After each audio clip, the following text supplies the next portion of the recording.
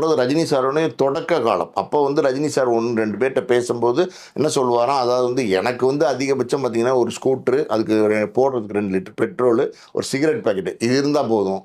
அப்பப்போ ஒரு 2 டீ சாப்பிட்டா போதும் அப்படின்னு சொல்லுவாராம். ஏன்னா அவ்வளோதான் ரஜினி சார் எதிர்பார்த்தாரு. உண்மையாலுமே சிம்பிள்சிட்டி. சிம்பிளிசிட்டி, எளிய மனிதர் தானே. இன்னைக்கு கூட இவ்வளோ பணம் இருக்குது, காசு இருக்குது, அதை எங்கேயுமே காமிச்சிக்க மாட்டார். ஒரு ஒரு நடை உடை பாவனத்திலே இன்னைக்கு எந்த காலத்துலேயுமே திமிர்த்தனமோ எதுவுமே ரஜினி சார்ட்ட இருந்ததில்லை. அதே மாதிரி தொழில் அப்படின்னு வந்துட்டா பக்தியோடு நடித்து கொடுப்பாரு. இன்னைக்கு கிட்டத்தட்ட 74 வயசுலையும் பார்த்தீங்கன்னா பல படங்கள் தொடர்ந்து நடிச்சிட்டு இருக்கிறாருன்னா அதுக்கு வந்து ரஜினி சாரால் மட்டும்தான் அது முடியும். அந்த மாதிரியான ஒரு ஒரு மனிதர். இன்றைக்கும் பார்த்தீங்கன்னா அவருக்கு அதிகபட்சமான பேர் புகழ் இருக்குது. அந்த சூப்பர் ஸ்டார் பட்டமாக 50 வருஷமாக தொடர்ந்து இருக்குது. இன்றைக்கும் பார்த்தீங்கன்னா பெரிய சம்பளம் வாங்கக்கூடிய ஒரு பெரிய நடிகராக இருக்கார். பெரிய வியாபாரம், அவர் படம்னா பெரிய வியாபாரம் பண்ணக்கூடிய படங்களாக இருக்குது.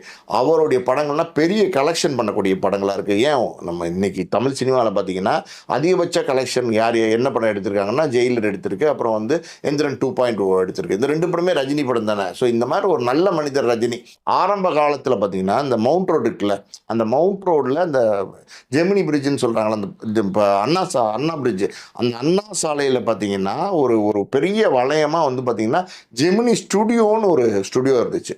அந்த ஸ்டுடியோவில் அப்போ படப்பிடிப்புலாம் நடக்கும். இந்த ஜெமினி ஸ்டுடியோ யாரோடதுன்னா அந்த ஆனந்த விகடன் குரூப் இருக்காங்கல்ல, அவங்களோட ஸ்டுடியோ அது. அந்த படப்பிடிப்புக்கு ஸ்கூட்டரில் ஒரு தடவை வந்து ரஜினி போயிருக்காரு.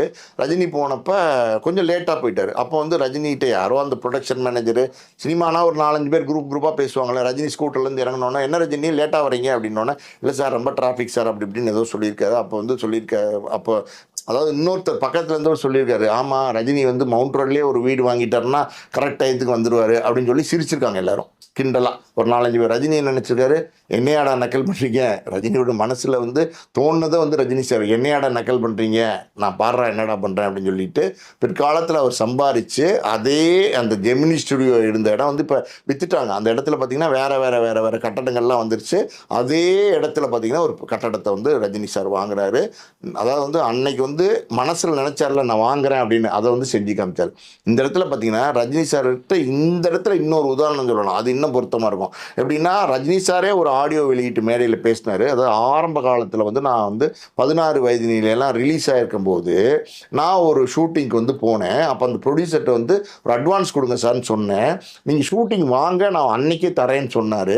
நான் காலையில் மேக்கப் போகிறதுக்கு முன்னாடி அட்வான்ஸ் எங்கே சார்னு கேட்டேன். 1000-2000 தான் அட்வான்ஸ் எங்கே கேட்டேன். அந்த ப்ரொடியூசர் வந்து என்ன நீ என்ன பெரிய நடிகனா நீனு, என்ன அட்வான்ஸ் கொடுத்தா தான் நடிப்பியா என்ன அப்படின்னு கேட்டிருக்காரு. இல்லை சார் நான் அட்வான்ஸ் தானே சார் கேட்டேன், நான் நடிக்கிறேன் வேலை பார்க்குறேன் ஊதியம் தானே சார் கேட்குறேன் அப்படின்னு சொல்லியிருக்காரு. அதெல்லாம் உனக்கு ஒன்றுலாம் அதெல்லாம் தர முடியாது, அட்வான்ஸ் வாங்கி தான் நடிப்பேன் நீனு அப்படின்னு சொல்லியிருக்காரு. போ இந்த படத்தில் நீ இல்லை அப்படின்னு சொல்லிட்டாராம் அந்த ப்ரொடியூசர்.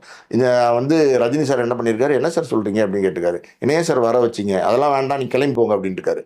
சரி சார் நீங்கள் காரில் கூப்பிட்டு வந்து இங்கே கார் கொடுங்க சார், நான் இப்போ இது ஆழ்வார்பேட்டுக்கிட்ட இருக்கேன், இந்த புதுப்பேட் கார்டன் ராயப்பேட்டாவில் இருந்தார், அங்கே இருக்கேன், கொண்டு போய் இறக்கி விட்டு சொல்லுங்கள் சார் அப்படின்னு சொல்லியிருக்காரு. அதெல்லாம் எதுவும் தர முடியாது, நடந்தே போ அப்படின்னு இருக்காரு. ரஜினி சார் அன்றைக்கி வந்து அவ்வளோ மனவேதனை அடைஞ்சிருச்சு. அதாவது வந்து ரஜினி சார் சொன்ன இந்த ஸ்டேட்மெண்ட்டு அது கேட்கும் போதே வேதனையாக இருக்கும். ஏவிஎம் ஸ்டுடியோவிலேருந்து நம்ம இப்போ ராயப்பேட்டையில் இருக்கிற புதுப்பேட் கார்டன் வரைக்கும் பார்த்தீங்கன்னா நடந்தே வந்திருக்கார்.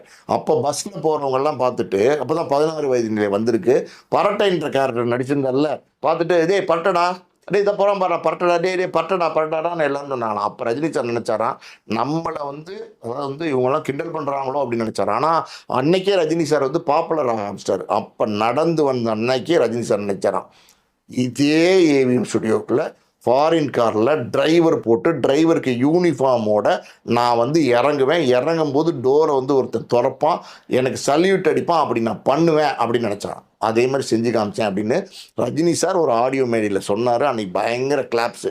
இதே மாதிரி தான் அந்த சம்பவம் மவுண்ட் ரோடில் கட்டடம் வாங்கின சம்பவமும். அதாவது வந்து ரஜினி சார் வந்து வெளியில் சொல்ல மாட்டார், யார்ட்டையும் வந்து காமிச்சிக்க மாட்டார், செஞ்சு காட்டுவார். அந்த மாதிரி ஒரு மனுஷர்.